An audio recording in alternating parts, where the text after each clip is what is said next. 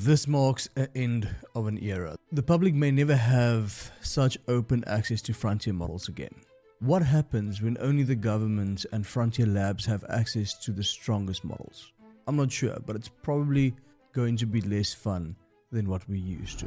Hey, I'm Johnny Nell. I spent years building businesses the old hard way, managing teams, scaling operations, and doing everything manually. Today, everything I built, from automations and no-code infrastructures to fully AI SaaS products, has AI helping in one way or another. Firstly, let me quickly show you this. In South Africa, we call this a braai.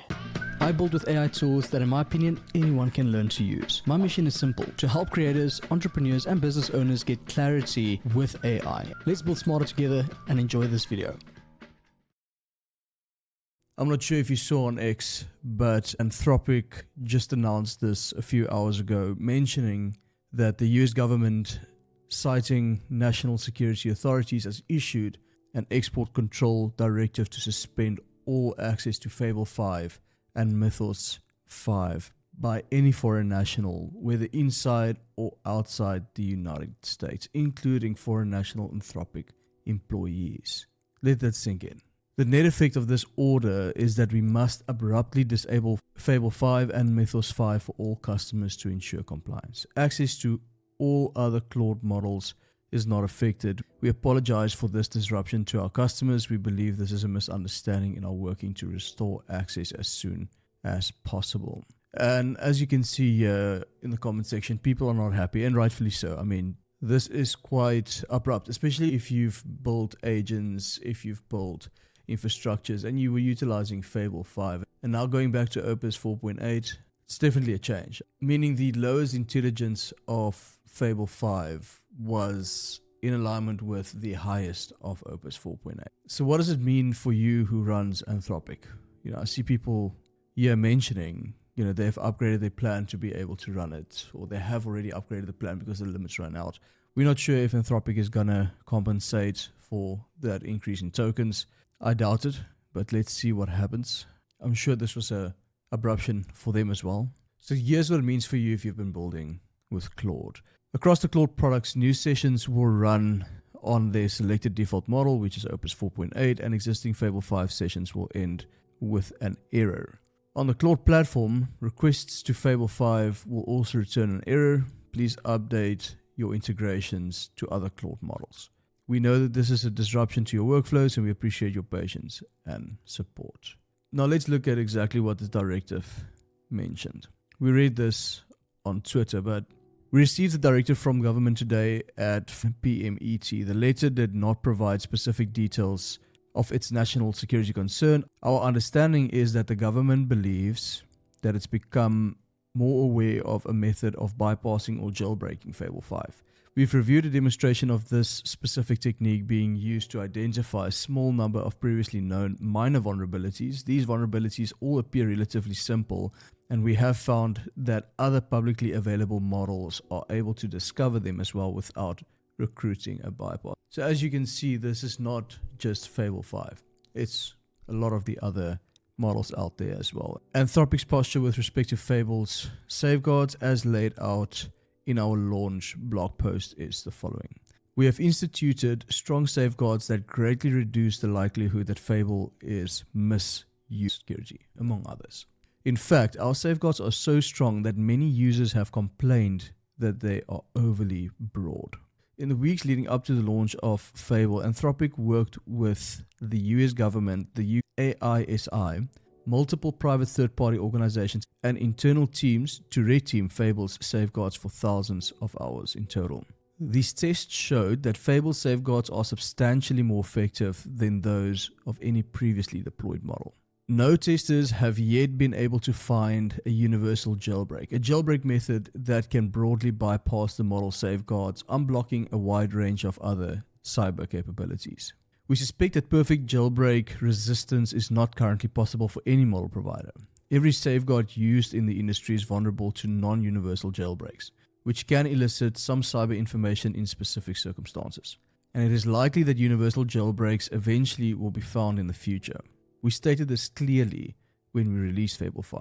Giving that perfect jailbreak resistance does not appear to be possible today. Anthropic adopted a defense-in-depth strategy with Fable 5. We aim to make jailbreaks either narrow, in the case of non-universal jailbreaks, or very expensive to produce, in the case of universal jailbreaks.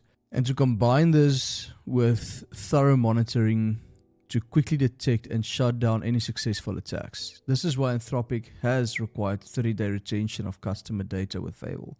A policy change that carries real cost for us with customers, but that allows us to research and mitigate jailbreaks. We stand by this defense-in-depth strategy. It reduces the risks posted by Fable, making them comparable to the risks of existing models already deployed across the country. We have not received a disclosure of a concerning non-universal potential jailbreak that led to a harmful result.